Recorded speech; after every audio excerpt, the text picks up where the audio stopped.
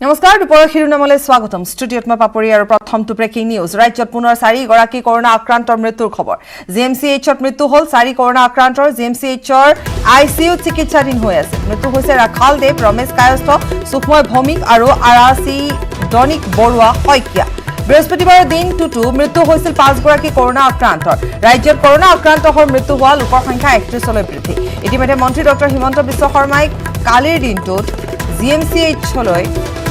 Plasma therapy মুকলিৰ বাবে যোৱাৰ সময়তে এই কথা সংবাদ মাধ্যমৰ আগত ঘোষণা কৰিছিল যে যি 30 জন লোক আইসিইউত ভৰ্তি হৈ আছে তেওঁলোকৰ 28 জনৰ অৱস্থা সংকটজনক আৰু এই মুহূৰ্তৰ যি খবৰ আমাৰ হাতত আহি পৰিছে সেই অনুসৰি ৰাজ্যত পুনৰ 4 গৰাকী কৰোনা আক্ৰান্তৰ মৃত্যু হৈছে জিএমচিএইচত মৃত্যু এগৰাকী মহিলা সহ 4 কৰোনা আক্ৰান্ত জিএমচিএইচত আইসিইউ চিকিৎসাধীন হৈ আছে মৃত্যু হোৱা লোককেইজনৰ নাম পুনৰ এবাৰ কৈছো ৰাখাল দেৱ ৰমেশ কায়স্থ সুখময় ভৌমিক আৰু আৰাচি দনিক বৰুৱা শইকীয়া বৃহস্পতিবাৰৰ দিনটোতো মৃত্যু হৈছিল 5 গৰাকী কৰোনা আক্ৰান্ত ৰাজ্যত এতিয়া কৰোনা আক্ৰান্ত হৈ মৃত্যু হোৱা লোকৰ সংখ্যা 31লৈ বৃদ্ধি পাইছে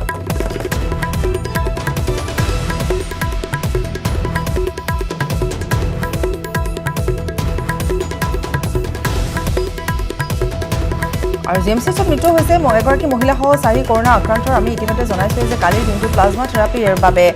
প্লাজমা থেৰাপি মুকলি কৰিবলৈ যাওঁতে জিএমচিএইচত সংবাদ মাধ্যমৰ আগত এই কথা ঘোষণা কৰিছিল মন্ত্ৰী ডক্টৰ হিমন্ত বিশ্ব শৰ্মাই বৰ্তমান যেটো পৰিস্থিতি সেই পৰিস্থিতিৰ ওপৰত তেওঁ যি সময়ছোৱাত তেওঁ সেই কথা উল্লেখ কৰিছিল বিশেষকৈ প্লাজমা থেৰাপিৰ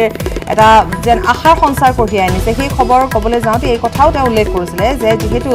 আইসিইউত যিসকল লোক আছে আইসিইউত যিসকল এডমিট হৈ আছে তাৰ ভিতৰত 30 জন যেহেতু আইসিইউত ভৰ্তি হৈ আছে তাৰে 28 জনৰ অৱস্থা অতি সংকটজনক বুলি কালি সন্ধিয়াৰ ভাগত সংবাদ মাধ্যমৰ আগত জনাইছিল মন্ত্ৰী ডক্টৰ হিমন্ত বিশ্ব শৰ্মাই আৰু আজি আমি এই মুহূৰ্তৰ খবৰ লৈ আনিছো যে মহিলা সহ 4 গৰাকী কৰোনা আক্ৰান্তৰ লোকৰ মৃত্যু হৈছে আৰু তেওঁলোক জিএমচিএইচৰ আইসিইউত চিকিৎসাধীন হৈ আছে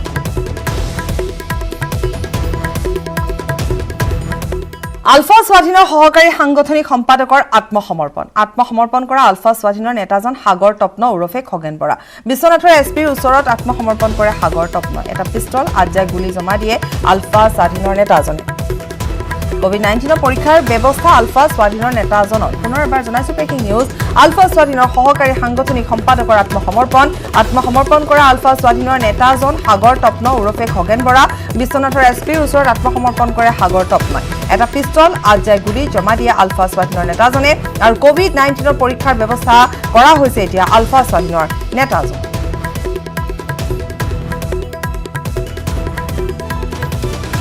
বিজেপি বিধায়ক সুৰেন ফুকনৰ কাৰ্যত অসন্তুষ্ট কংগ্ৰেছী বিধায়ক ডুমডুমা সমষ্টিত আধাৰশিলা স্থাপন কৰাক লৈ ক্ষোভিত হৈ পৰিছে বিধায়ক দুৰ্গা ভূমিজ বিধানসভা নিৰ্বাচনৰ দিন চমু চাপি অহাৰ লগে লগে তৎপৰতা বাঢ়িছে মন্ত্ৰী বিধায়কৰ অন্যান্য সমষ্টিৰ সমান্তৰালকৈ কংগ্ৰেছৰ দুৰ্গ হিচাপে পৰিচিত 125 নং ডুমডুমা বিধানসভা সমষ্টিটো বলিছে এতিয়া নিৰ্বাচনী গৰম বতা ডুমডুমা বিধানসভা সমষ্টিৰ অন্তৰ্গত গাভৰু ভেটি আৰু কুমচাং গাঁও পঞ্চায়তৰ কেইবাটাও আঁচনিৰ আধাৰশিলা স্থাপনৰ শুভাৰম্ভ কৰা হৈছে আধাৰশিলা স্থাপনত ডিগবৈ সমষ্টিৰ বিজেপি বিধায়ক সুৰেন ফুকন উপস্থিত থাকি বহুকেইটা আঁচনি শুভাৰম্ভ কৰিছিল ডিগবৈ সমষ্টিৰ বিধায়ক সুৰেন ফুকনৰ এই কাৰ্যত অসন্তুষ্ট ডুমডুমা বিধানসভাৰ সমষ্টিৰ কংগ্ৰেছ বিধায়ক দুৰ্গা ভূমিজ নিজৰ সমষ্টিৰে উন্নয়ন কৰিব নোৱাৰা বিধায়কে বেলেগৰ সমষ্টিত ফিটা কাটিবলৈ অহা বুলিও মন্তব্য কৰে বিধায়ক ভূমিজ ইফালে ডিগবৈ সমষ্টিৰ বিধায়ক সুৰেন ফুকনক অনাগত দিনত এনে কাৰ্যৰ পৰা বিৰত থাকিবলৈ ডুমডুমা সমষ্টিৰ বিধায়ক দুৰ্গা ভূমিজে আহ্বান জনাইছে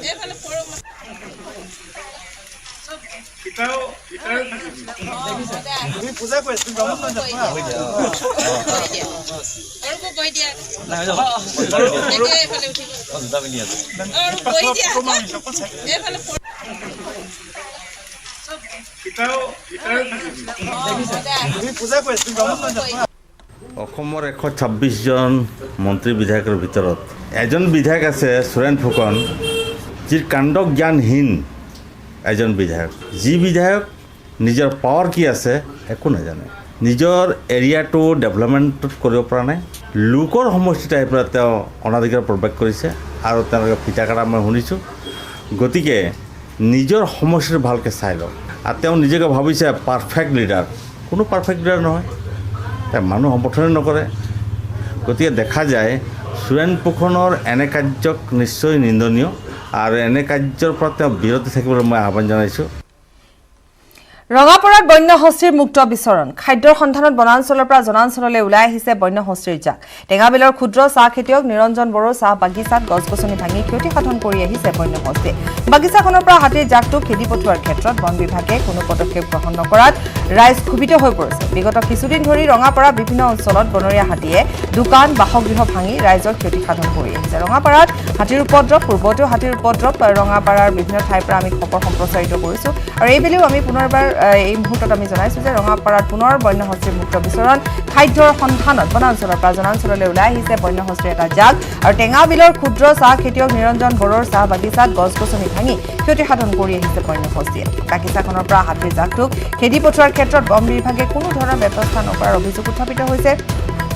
যাৰ ফলত ৰাইজ ক্ষোভিত হৈ পৰিছে আৰু বিগত কিছুদিন ধৰি ৰঙাপাৰা বিভিন্ন অঞ্চলত হাতীয়ে দোকান পোহাৰ ভাঙিছে বাসগৃহ ভাঙিছে খেতি পথাৰ বিনষ্ট কৰিছে এনেধৰণৰ বহু অভিযোগ ইতিমধ্যে ৰাইজে দিছে কিন্তু তাৰ পাছতো আঞ্চলিক বন বিষয়াৰ কাৰ্যালয়ৰ তৰফৰ পৰা কোনো ধৰণৰ ব্যৱস্থা গ্ৰহণ নকৰাৰ অভিযোগ উত্থাপন কৰিছে স্থানীয় ৰাইজে এতিয়া বিনিদ্ৰ ৰজনী কটাবলগীয়া হৈছে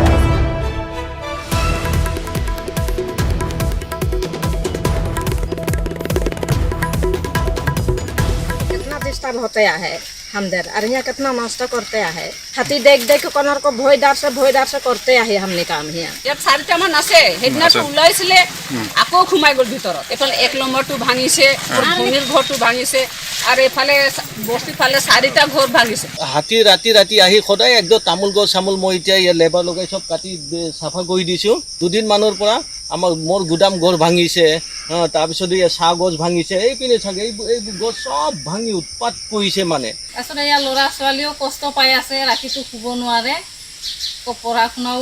সুবিধা হৈ আছে আকৌ দিনতো কাম বনৰ কাৰণে কষ্ট একেবাৰে পথৰ ওলাই যাবই নোৱাৰো এতিয়াও বগানত আছে হাতী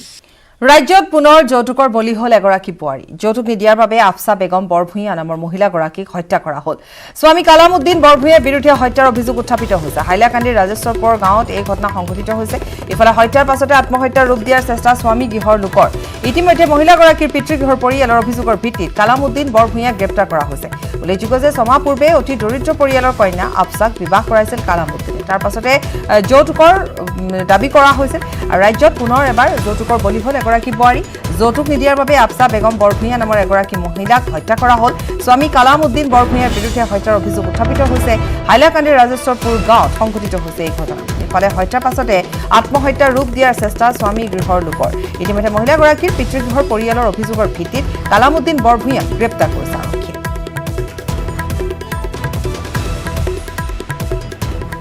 আৰক্ষীয়ে খালি মাইজিক নির্যাতন করে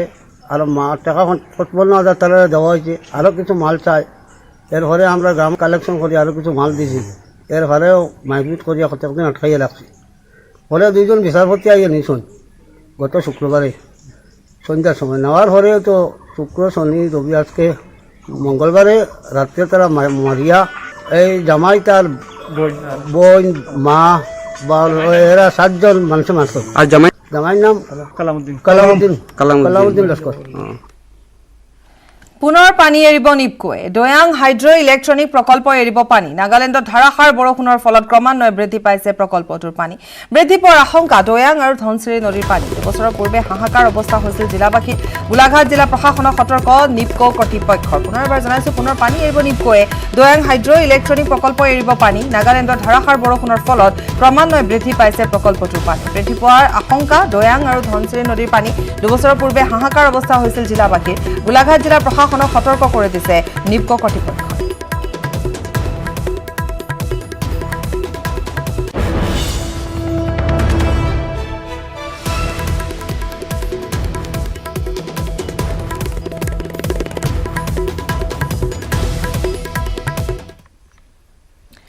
আৰু হোজাইৰ খবৰ হোজাইত মহিলাৰ ৰুদ্ৰমূৰ্তি পৰিবহন বিষয়ক বুকুত ধৰি বাহিৰলৈ টানি নিলে মহিলাই কাৰ্যালয়টোৰ সহায়ক ইনামুল হকক অপদস্থ এগৰাকী মহিলাক দিছিল অশ্লীল প্ৰস্তাৱ মহিলাগৰাকীক উদ্দেশ্যি কৰিছিল আপত্তিজনক মন্তব্য উত্তেজিত মহিলাই বিষয়াজনক সোধালে লপাত থপা বিতৰ্কিত বিষয়াজনৰ বিৰুদ্ধে ব্যৱস্থা গ্ৰহণৰ দাবী পুনৰ জনাইছো হোজাইত মহিলাৰ ৰুদ্ৰমূৰ্তি পৰিবহন বিষয়ক বুকুত ধৰি বাহিৰলৈ টানি নিলে মহিলাই কাৰ্যালয়টোৰ সহায়ক ইনামুল হকক অপদস্থ এগৰাকী মহিলাক অশ্লীল প্ৰস্তাৱ দিছিল মহিলাগৰাকীক উদ্দেশ্যি আপত্তিজনক মন্তব্য কৰিছিল উত্তেজিত মহিলাই বিষয়াজনক সোধালে লপা থপা বিতৰ্কিত বিষয়াজনৰ বিৰুদ্ধে ব্যৱস্থা গ্ৰহণৰ দাবী জনাইছে ৰাইজে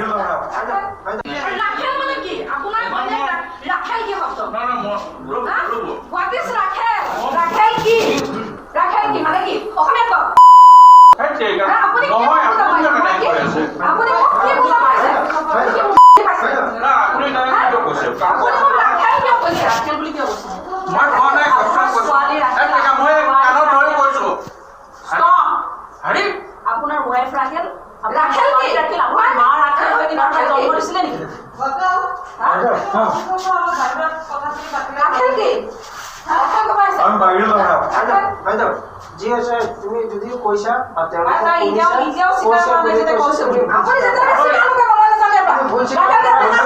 আপুনি কৈছে কাৰণে আপুনি নৰ্মেল হৈ আছে বুজিছে নাই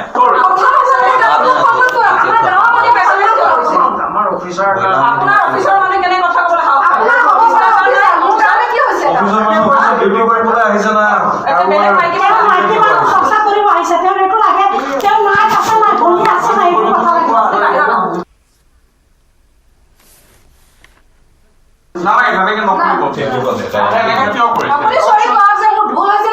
আপুনি বাহিৰত চবৰ আগত কওক মই আপোনাৰ এক কপি ফটো উঠাওঁ কিন্তু মোক চৰিটো লাগে মানুহৰ আগত নহ'লে মই এতিয়া ভিডিঅ' বনাম চবৰ পাতি মিলি আছে এতিয়া আপুনি বাহিৰত ৰখিছে চলা বলা কৰিছে তেনেকে কওকচোন কি কৰিছে এই অফিসটো শংকৰনগৰত হয় আমাৰ গাঁৱত হয় আমাৰ গাঁৱৰ মানুহখিনি সন্মান কৰিব শিকক আগত আপোনাৰ চাকৰি চৰকাৰী হ'ব বা চৰকাৰে কোনে বনাইছে আমি বনাইছো চৰকাৰ আমি চৰকাৰ আমি বনাইছো ভোট দি দি গতিকে সন্মান কৰিব মানুহ মাইকী মানুহক সন্মান কৰিব বিশেষকে কোনোবা আপোনাক জন্ম দিছে ৰাখেল নহয় কোনোবা ৰাখেল হয় ক'লে আপোনাৰ ভাল লাগিব না সেইটো ভাল লাগিব নালাগে নহয় আপুনি যে তেনেকে মোক যে সাৰ্চ কৰিছে আপোনাৰ কথা সাৰ্চ আপোনাৰ কথা কেনেকৈ সাৰ্চ কৰিব কাৰোবাৰ কথা এটা কথা শুনক আৰু টাইম নাই এনেকুৱা বেকাৰ টাইম আপোনালোকৰ সাথে দাৱালি কৰি পইচা আমাৰ কাৰো টাইম নাই বুজি পাইছে নাই এই গৰমত কিয় আহিব লগা হৈছে ইয়াতে না আপুনি স্বীকাৰ কৰক আপুনি কিয় আৰু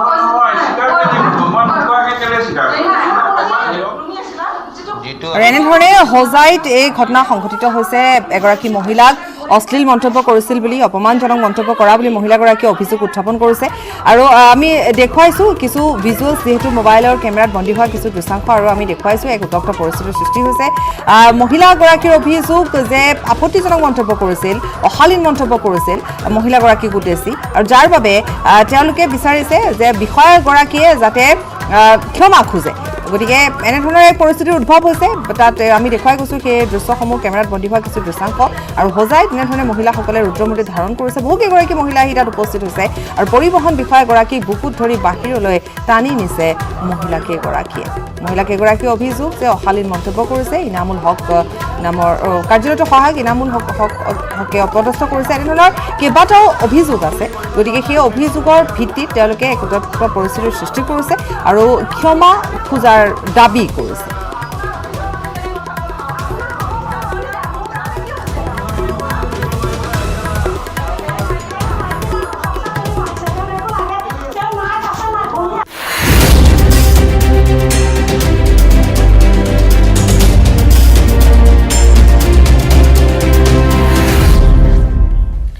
আমি পুৱাৰ ভাগৰ পৰা জনাইছোঁ যে কুখ্যাত গেংষ্টাৰ বিকাশ ডুবে মৃত্যু এনকাউণ্টাৰত মৃত্যু হ'ল গেংষ্টাৰ বিকাশ ডুবে কানপুৰলৈ গৈ থকাৰ সময়তে দুৰ্ঘটনাগ্ৰস্ত হৈছিল STFৰ বাহন দুৰ্ঘটনাৰ পিছতে আৰক্ষী মাৰণাস্ত্ৰ কাঢ়ি পলাইছিল ডুবে আত্মৰক্ষাৰ বাবে গুলীচালনা কৰিবলগীয়া হৈছিল আৰক্ষীয়ে 4গৰাকীকৈ আৰক্ষী জোৱানো আহত হৈছে উত্তৰ প্ৰদেশ আৰক্ষীয়ে এই তথ্য সদৰি কৰিছে বৃহস্পতিবাৰে মধ্যপ্ৰদেশ আৰক্ষীয়ে উজ্জয়িনীৰ পৰা গ্ৰেপ্তাৰ কৰিছিল এক নাটকীয় পৰিস্থিতিত তাৰ পাছতে কানপুৰ আৰক্ষীক চমজাই দিছিল সেই সময়ছোৱাটো আমি জনাইছিলোঁ যে কালী মন্দিৰত উপস্থিত হৈ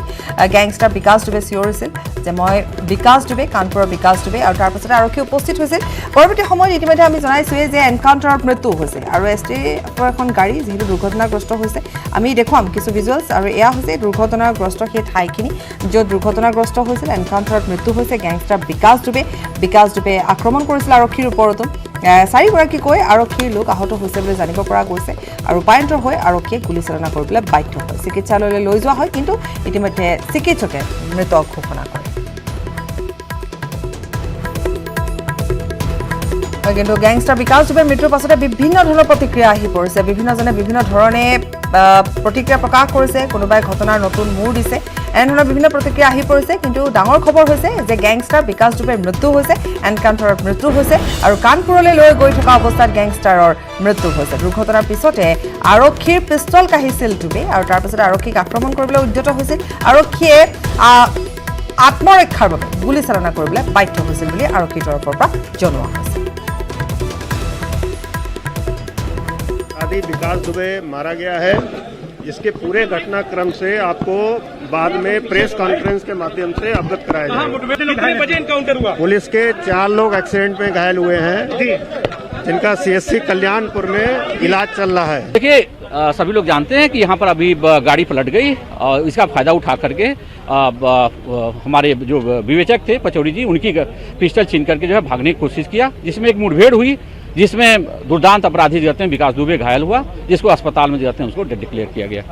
डिक्लेयर डेड कर दिया गया? हाँ, कर दिया गया जो है। तो कैसे भाग रहा था, कौन सी, कैसे वो भागने की कोशिश कैसे किया उसने? वो अभी STF की और जो उस समय की टीम थी जाते हैं, कुछ लोग घायल हैं, अभी हम उनसे वार्ता करके आपको अवगत कराएंगे। क्या उसने पिस्टल वगैरह भी छीनने की कोशिश? वो तो मैंने आपको अभी बताया कि पचौड़ी जी की पिस्टल जो है छीन करके भागने की कोशिश किया, उसी में मुठभेड़ हुई है और उसमें उसने फायर किया था पुलिस पार्टी में, जिसमें जवाबी फायरिंग में हमारी पिस्टल के जो हमारे जो STF के कमांडो थे, उन्होंने जाते हैं उसको मुठभेड़ में मार गिरा है। खबर অব্যাহত ৰাখিম সময়টি বিৰতি। পাছত ৰঙিয়াৰ পূব দুৱাৰকুছিত বৰলীয়া নৈৰ বাঢ়নী পানীয়ে উটুৱাই নিলে এখন বাঁহৰ দলং। বাঢ়নী পানীয়ে দলংখন উটুৱাই নিয়াত হাহাকাৰ লাগিছে নৈপৰীয়াবাসী ৰাইজৰ মাজত। নৈখনৰ দুয়ো পাৰৰ কুৰিখন গাঁৱৰ যোগাযোগৰ একমাত্ৰ মাধ্যম দলংখন উঠি যোৱাত নানা সমস্যাত পৰিছে এতিয়া অঞ্চলটোৰ ৰাইজ। বৃহত্তৰ অঞ্চলটোৰ ৰাইজে দান বৰঙণি তুলি নিৰ্মাণ কৰিছিল এখন বাঁহৰ দলং। দলংখনেৰে অঞ্চলটোৰ জনসাধাৰণে কামৰূপ আৰু বাক্সাৰ লগত যোগাযোগ ৰক্ষা কৰি আহিছিল, কিন্তু দলংখনৰ বাঢ়নী পানীয়ে উটুৱাই নিয়াত দুশ্চিন্তাত পৰিছে বৃহত্তৰ অঞ্চলটোৰ নৈপৰীয়া ৰাইজ। বিশেষকৈ শিশু, মহিলা, বৃদ্ধ, ৰোগীয়া লোকে মৰণশৰণ দি ভৰা নৈৰ ওপৰেৰে বিপদসংকুলভাৱে কলগছৰ ভূৰ আৰু টুলুঙা নামেৰে যাতায়াত কৰিবলৈ বাধ্য হৈছে। গড়কাপ্তানি বিভাগক ৰাইজে বাৰম্বাৰ পকী দলং নিৰ্মাণ কৰাৰ বাবে আবেদন নিবেদন কৰি আহিছে যদিও অকৰ্মণ্য বিভাগটোৱে আজিলৈকে কোনো ব্যৱস্থা গ্ৰহণ নকৰিলে। নিৰ্বাচনৰ সময়ত দলং নিৰ্মাণ কৰাৰ প্ৰতিশ্ৰুতি দিয়াৰ জনপ্ৰতিনিধিসকলে নিৰ্বাচনী বৈতৰণি পাৰ হোৱাৰ পিছত সকলো ফুটুকাৰ ফেনত পৰিণত হয়। কি কংগ্ৰেছ, কি বিজেপি, কোনো এটা দলৰ চৰকাৰে আজিলৈকে নিদিলে দলং নিৰ্মাণত গুৰুত্ব।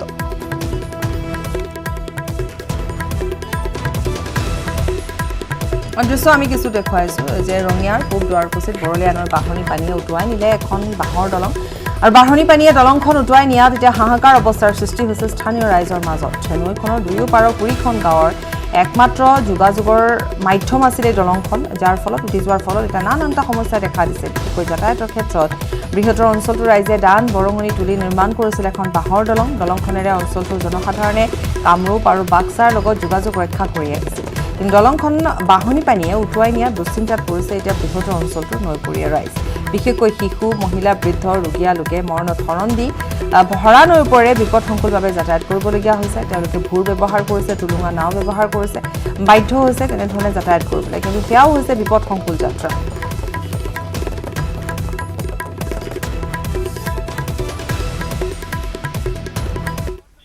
এছিয়াৰ সৰ্ববৃহৎ সৌৰ শক্তি প্ৰকল্প আজি মধ্যপ্ৰদেশৰ ৰেৱাত মুকলি কৰা হয়। প্ৰধানমন্ত্ৰী নৰেন্দ্ৰ মোদীয়ে আজি প্ৰকল্পটো মুকলি কৰে। 750 মেগাৱাট সৌৰ শক্তি উৎপাদনক্ষম প্ৰকল্পটো মোদীয়ে ভিডিঅ' কনফাৰেন্সিঙৰ যোগেৰে উদ্বোধন কৰে। আমি কিছু দৃশ্যাংশ দেখুৱাম এই মুহূৰ্তত, আৰু প্ৰধানমন্ত্ৰীগৰাকী উপস্থিত নোহোৱাকৈ ভিডিঅ' কনফাৰেন্সিঙৰ যোগেৰে মধ্যপ্ৰদেশৰ ৰেৱাত মুকলি কৰে। প্ৰধানমন্ত্ৰী নৰেন্দ্ৰ মোদীয়ে আজি প্ৰকল্পটো মুকলি কৰে। 750 মেগাৱাট সৌৰ শক্তি উৎপাদনক্ষম প্ৰকল্পটো ভিডিঅ' কনফাৰেন্সিং উদ্বোধন কৰে।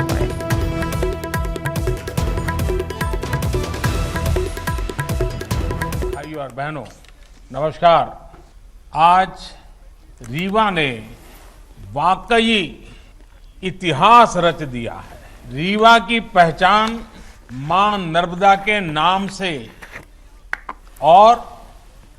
सफेद बाग से रही है। अब इसमें एशिया के सबसे बड़े सोलर पावर प्रोजेक्ट का नाम भी जुड़ गया है। इसका आसमान से लिया गया वीडियो जब हम देखते हैं तो लगता है कि खेतों में हजारों सोलर पैनल जैसे फसल बनके लहलहा रही है, या ऐसा भी लगता है कि किसी गहरे समुद्र के ऊपर से गुजर रहे हैं, जिसका पानी बहुत नीला है। और इसके लिए मैं रीवा के लोगों को, मध्य प्रदेश के लोगों को बहुत बहुत बधाई देता हूं, शुभकामनाएं देता हूं।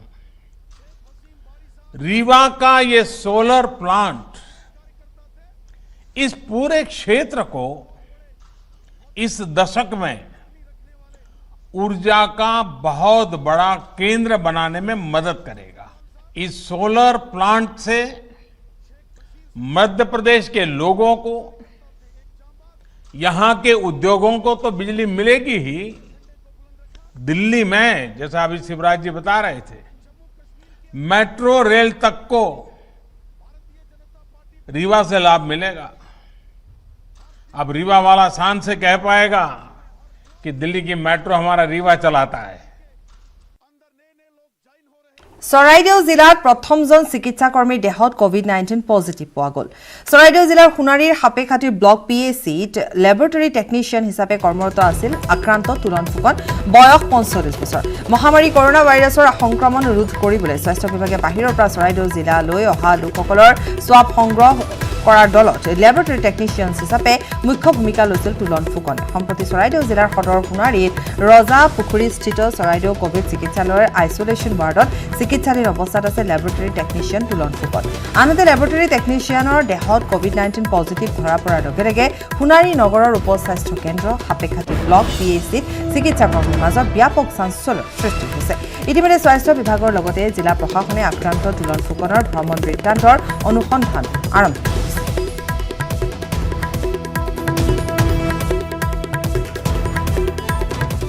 ৰঙিয়াত এজন আৰক্ষীসহ দুজন কোভিড-19ত আক্ৰান্ত। ৰঙিয়া থানাৰ কনিষ্টবল সীমান্ত কলিতাৰ দেহত কোভিড-19 পজিটিভ ধৰা পৰিছে। কনিষ্টবল সীমান্তৰ নাই কোনো ধৰণৰ ট্ৰেভেল হিষ্ট্ৰী। বৃহস্পতিবাৰলৈকে ৰঙিয়া থানাত কৰ্তব্য পালন কৰি আহিছিল আৰক্ষী জোৱানজনে। কৰ্তব্যৰ খাতিৰত বিভিন্নজনৰ সংস্পৰ্শত আহিছিল কনিষ্টবল সীমান্ত কলিতা। যিসকল লোকৰ সংস্পৰ্শত আহিছিল সেইসকলৰ তালিকা প্ৰস্তুত কৰিবলৈ আৰম্ভ কৰিছে ৰঙিয়া আৰক্ষীয়ে। তালিকা প্ৰস্তুত হোৱাৰ পিছতে সকলোৰে স্বাব পৰীক্ষা কৰা হ'ব। 2 জুলাইত নমুনা সংগ্ৰহ কৰা হৈছিল জোৱানজনৰ। 9 জুলাইত পজিটিভ ৰিজাল্ট ওলোৱাৰ পিছতে স্বাস্থ্য বিভাগৰ দল আহি উপস্থিত হয় ৰঙিয়া থানাত। মিৰ্জাৰ পতঞ্জলি কোভিড হস্পিটেললৈ প্ৰেৰণ কৰে আক্ৰান্ত জোৱানজনক। 1 জুলাইত ৰঙিয়া থানাৰ উপ পৰিদৰ্শক শ্যামল জ্যোতি শইকীয়া আৰু 4th এপিটিএনৰ জোৱান নাৰায়ণ দাসৰ দেহতো ধৰা পৰিছিল কোভিড-19 পজিটিভ। দুয়োজনে চিকিৎসাধীন হৈ আছিল মিৰ্জাৰ পতঞ্জলি কোভিড হাস্পাতালত। ইফালে ৰঙিয়াৰ কৰাৰাৰ শুক্লেশ্বৰ হালৈ নামৰ এগৰাকী লোকো আক্ৰান্ত হৈছে কৰোনাত। শুক্লেশ্বৰৰ পুত্ৰ কিছুদিন পূৰ্বে কোভিডত আক্ৰান্ত হৈ চিকিৎসালয়ত ভৰ্তি হৈ আছে। কিছুদিন পূৰ্বে নমুনা সংগ্ৰহ কৰা হৈছিল শুক্লেশ্বৰৰ।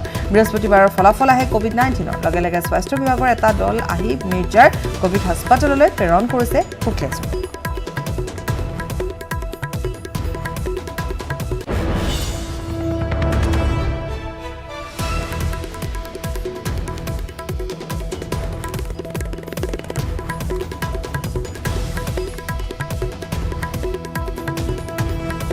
কনিষ্টবল কলিতাৰ কোনো ভ্ৰমণ বৃত্তান্ত নাই আৰু কৰাৰাৰ শুক্লেশ্বৰ হালৈৰো দেহত কোভিড পজিটিভ পোৱা গৈছে। ৰঙিয়াত আৰক্ষীসহ দুজনৰ দেহত কোভিড পজিটিভ পোৱা গৈছে। ৰঙিয়া থানাৰ কনিষ্টবলৰ দেহত কোভিড পজিটিভ পোৱা গৈছে।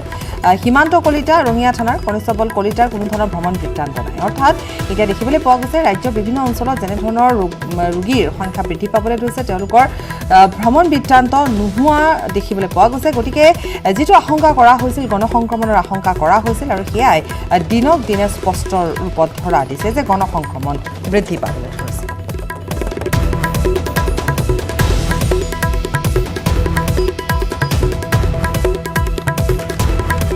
আগৰ কেছ যিবিলাক পজিটিভ কেছ আছে না তাৰ লগত সংগতি ৰাখি আজি অলপমান তাৰ কণ্টেক্টত আমি 2টা কেছ পালোঁ। ৰঙিয়া থানাত যিটো তেওঁ আমাৰ আগতে হেৰি আছিলে তেওঁৰ কালেকশ্যনত আমি সোৱেব কালেকশ্যন কৰিছিলোঁ 2 তাৰিখে কৰা তাৰ মাজৰ পৰা আজি ৰিজাল্টখিনি আহিছে। তাৰ মাজতে এজন পজিটিভ পালোঁ আৰু তৰুণীত কল ভিতৰত এটা পজিটিভ কেছ হ'লোঁ। সেইটো আগৰ কেছৰ লগত সোৱেবৰ লগত মানে পজিটিভ কেছৰ লগত টাষ্টত থকা কেছ। গতিকে আমি কমিউনিটি স্প্ৰেডৰ কথাটো ভাবিব পাৰোঁ বৰ্তমান অৱস্থাত। এইজন ৰঙিয়া যিজন তেওঁ আছিলে তেওঁ ডিউটিত আছিলে কাৰণ এইটো প্ৰট'কল আমাৰ নাছিলে।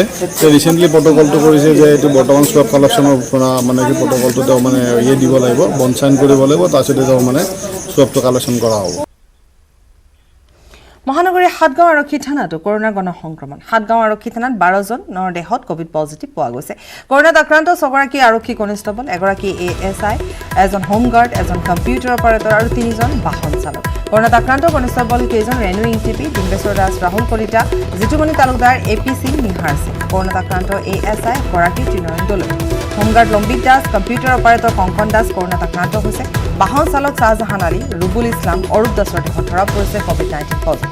কিন্তু এই পৰ্যন্ত কণ্টেইনমেণ্ট জোন ঘোষণা কৰা নাই থানাখন, যাৰ বাবে ৰাইজ এতিয়া শংকিত হৈ পৰিছে আৰু থানাখনত কৰ্মৰত আন আৰক্ষী তথা স্থানীয় ৰাইজ শংকিত হৈ পৰিছে।